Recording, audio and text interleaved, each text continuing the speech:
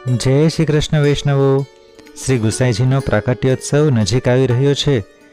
તે નિમિત્તે આપણે શ્રી ગુસાઈજીના જીવન ચરિત્ર પર સત્સંગ કરી રહ્યા છીએ, જેમાં આજના સત્સંગમાં આપણે એ જાણીશું કે શ્રી વલ્લભની આજ્ઞાથી શ્રી વિઠ્ઠલેશ ઠાકોરજીનો સેવા પ્રકાર વધારે છે. શ્રી વિઠ્ઠલે મંગળાથી શયન સુધીનો કેવો સેવા પ્રકાર પ્રગટ કર્યો અને વૈષ્ણવોએ કેવી રીતે જીવન જીવવું જોઈએ. આપણે સહુ પુષ્ટિમાર્ગીય વૈષ્ણવોએ આ જરૂર જાણવું જોઈએ. તો આ વિડીયો અંત સુધી સાંભળજો અને વિડીયોને લાઈક જરૂર કરજો. સાથે સાથે આ સત્સંગ સાંભળતા સહુ વૈષ્ણવો માટે નીચે કમેન્ટ બોક્સમાં જય શ્રી કૃષ્ણ જરૂર લખી મોકલજો. અને આવા જ સત્સંગના વિડીયો માણવા આ ચેનલ સબસ્ક્રાઈબ કરવાનું ભૂલતા નહીં. તો ચાલો હવે આજના સત્સંગની શરૂઆત કરીએ. શ્રી વલ્લભાધીશ કી જય. શ્રી વિઠ્ઠલેશ પોતાની બેઠકમાં બિરાજ્યા હતા. બપોરનો સમય હતો. આપ વિચાર કરતા હતા, શ્રીનાથજીએ પોતાની સેવાનો ક્રમ વિસ્તારવા મને આજ્ઞા તો કરી, પરંતુ તેનો વિસ્તાર હું કેવી રીતે કરું? એટલામાં દામોદરદાસ હરસાણીજી ત્યાં આવ્યા. તેમણે દંડવત પ્રણામ કરી વિનંતી કરી, પ્રભુ, આજ આપ આટલા વિચારમગ્ન કેમ છો? હરસાણીજી, શ્રીનાથજીએ કૃપા કરી પોતાની સેવાનો ક્રમ વિસ્તારવા મને આજ્ઞા કરી હતી. સેવા ક્રમનો વિસ્તાર કેવી રીતે કરવો તે મને સૂઝતું નથી, તેથી તેના વિચારમાં ડૂબેલો છું.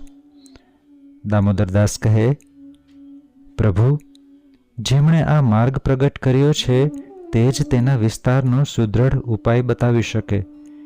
માટે આપ શ્રી વલ્લભની સ્તુતિ કરો.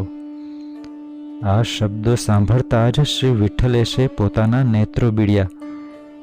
શ્રી વલ્લભનું ધ્યાન ધરતા જ શ્રી વલ્લભના અલૌકિક સ્વરૂપનું સ્મરણ સહજ રીતે થઈ આવ્યું. આપના હૃદય પ્રદેશમાં શ્રી વલ્લભના અલૌકિક સ્વરૂપનું પ્રાગટ્ય થયું. એ રસાત્મક સ્વરૂપના પ્રાગટ્યની સાથે આપનું હૃદય રસ તરબોળ બની ગયું.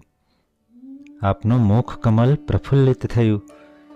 રોમે રોમમાં અલૌકિક આનંદ વ્યાપી ગયો. આપના મુખારવિંદમાંથી શ્રી વલ્લભના ધ્યાન મંત્રરૂપ શ્લોક પ્રગટ થયો.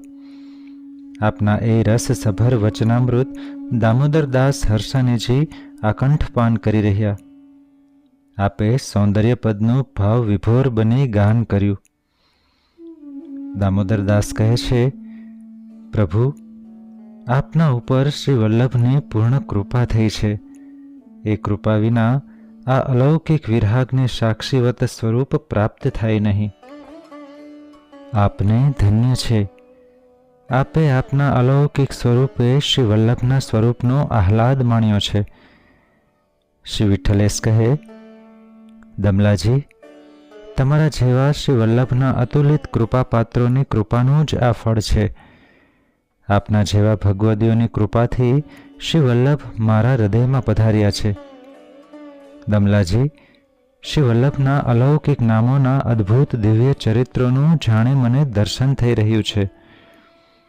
કૃપાનાથ, આપનો અદ્ભુત અવર્ણનીય આનંદ ભૂતલના દેવી જીવો માટે કૃપા કરીને પ્રગટ કરો. દમલાજીની વિનંતીથી શ્રી વિઠ્ઠલેશે શ્રી સર્વોત્તમ સ્તોત્રના ગાનનો પ્રારંભ કર્યો.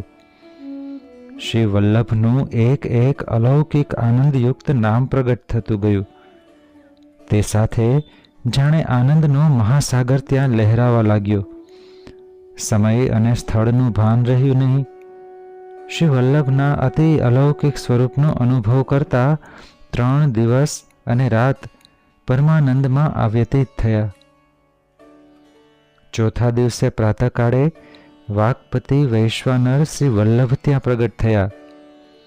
આપે ખૂબ પ્રસન્નતાથી શ્રી વિઠ્ઠલેશના મસ્તકે પોતાનો વરદ હસ્તકમલ સ્થાપ્યો અને પોતાનું ચરવિત શ્રી વિઠ્ઠલેશને આપ્યું. કૃષ્ણાધરામૃતની સાક્ષાત પ્રાપ્તિ થતાં શ્રી વિઠ્ઠલેશ વિશેષ પ્રસન્ન થયા. શ્રી વલ્લભે આજ્ઞા કરી, વિઠ્ઠલ, પુષ્ટિમાર્ગનો વિસ્તાર કરવાની ભગવત ઈચ્છા છે. સેવાક્રમને વિસ્તારવા માટે આપ સારસ્વત કલ્પના વ્રજ ભક્તોની સેવાની રીત અને પ્રીતને યાદ કરો. વ્રજ ભક્તોનો સેવા માર્ગ પુનઃ પ્રકાશિત કરો. સેવાને સુદૃઢ કરવા માટે સૈદ્ધાંતિક ગ્રંથોની પણ રચના કરો. પ્રમાણના સંપુટમાં જ પ્રમેયના પુષ્પને વિકસાવો. શ્રી વલ્લભના સાક્ષાત અલૌકિક દર્શનથી શ્રી વિઠ્ઠલેશ અને દમલાજી ભાવ વિભોર બની ગયા. શ્રી વિઠ્ઠલ કહે, દમલાજી, આપની કૃપાથી શ્રી વલ્લભના મને દર્શન થયા. દામોદરદાસ બોલ્યા, કૃપાનાથ, શ્રી સર્વોત્તમ સ્તોત્રના ગાનનું જ આ ફળ છે. કૃષ્ણ રસની અભિલાષા રાખનારા સૌ જીવોને સાક્ષાત કૃષ્ણ ધરામૃત પ્રાપ્ત થાય એ જ શ્રી સર્વોત્તમ સ્તોત્રનું મુખ્ય ફળ આપે સ્તોત્રના અંતે નિરૂપ્યું છે. એનો પ્રથમ આસ્વાદ શ્રી વલ્લભે આપને કરાવ્યો છે. આપના દ્વારા સૌ નિજજનોને આ દુર્લભ અને અલૌકિક ફળ અવશ્ય પ્રાપ્ત થશે.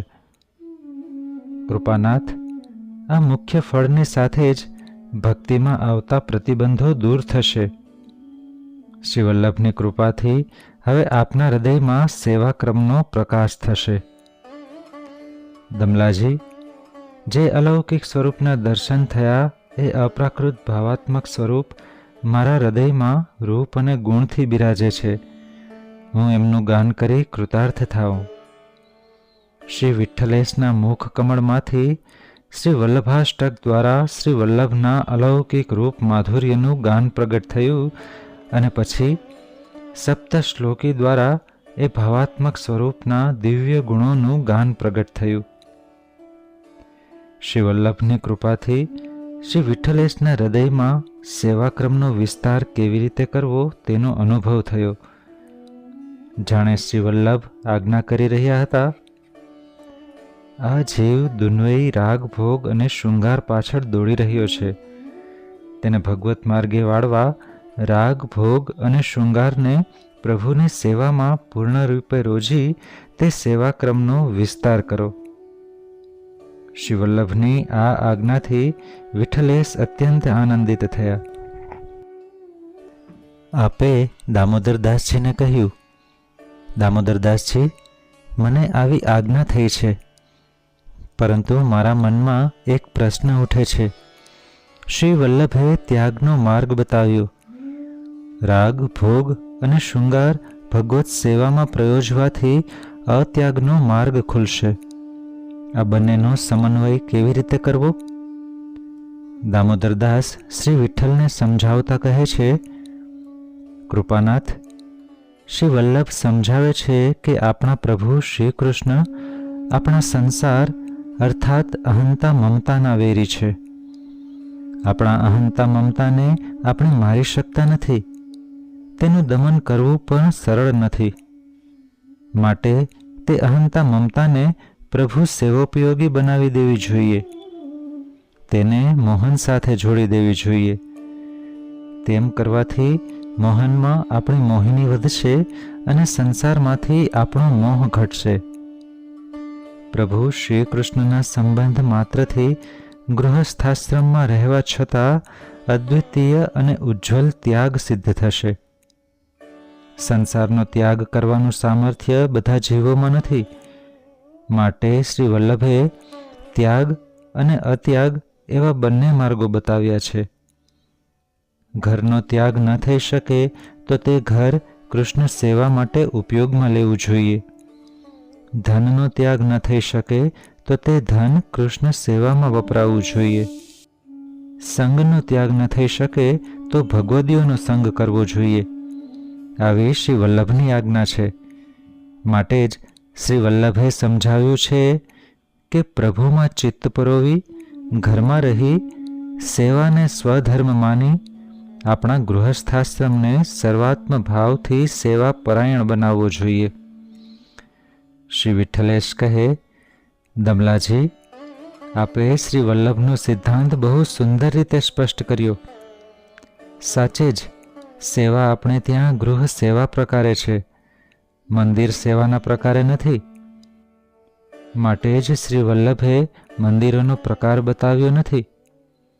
નંદાલયની ભાવનાને અનુસરી બાલભાવનો સેવા પ્રકાર છે.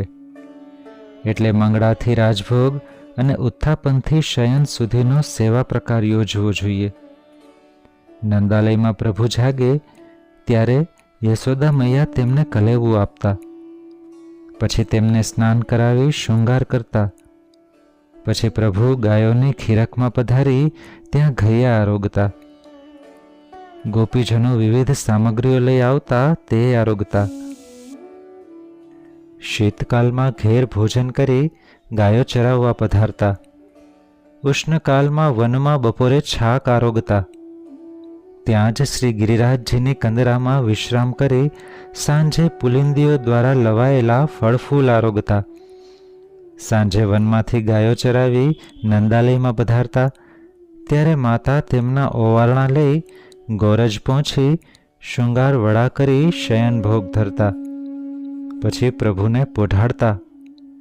પ્રભુને ભૂખ લાગે તો આરોગવા બંટા ધરતા. ઉત્સવોના દિવસોમાં ઋતુ અનુસાર ઉત્સવ મનાવતા. આ જ પ્રકાર આપણી સેવામાં યોજવો જોઈએ.